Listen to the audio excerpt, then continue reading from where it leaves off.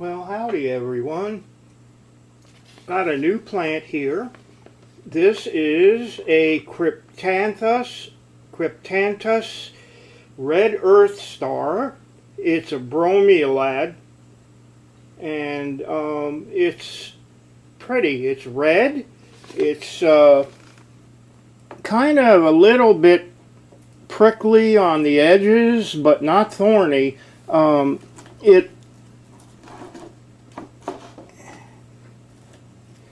It's a pretty little plant, and if you like red in your garden, this is a good house plant for it.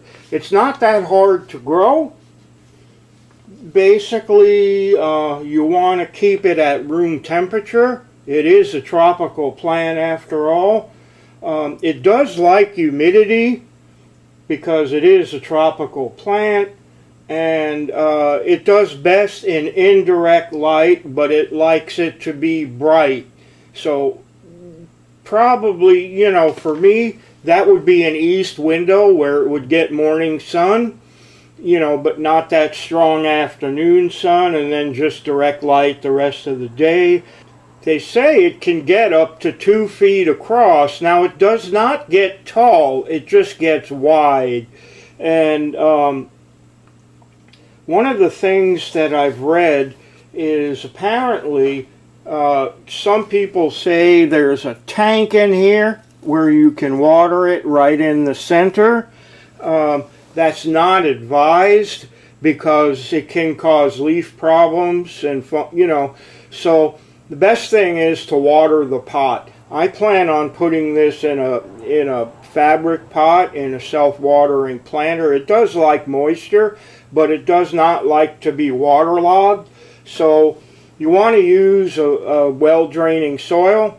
For me, that's cocoa coir, and I don't usually mix it with perlite, but you can, and that's really up to you. I find that just plain cocoa coir works fine. It drains really well, it holds moisture really well, and it lets the air get to the roots, and that's especially true in a fabric pot.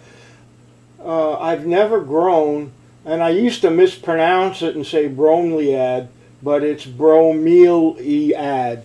So anyway, if you're not familiar with it, it's a family of plants. Probably the most common is a pineapple. This one is terrestrial, so it's from the forests, I think in Brazil, so it's used to growing in soil. So this plant does flower.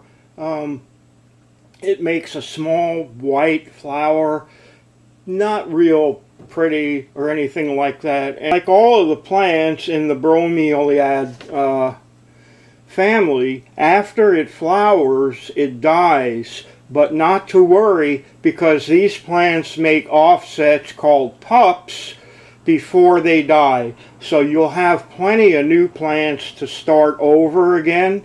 And that's just a little known thing most people don't understand, because it's not a real common plant to grow, but it is an excellent house plant, and I really do recommend it.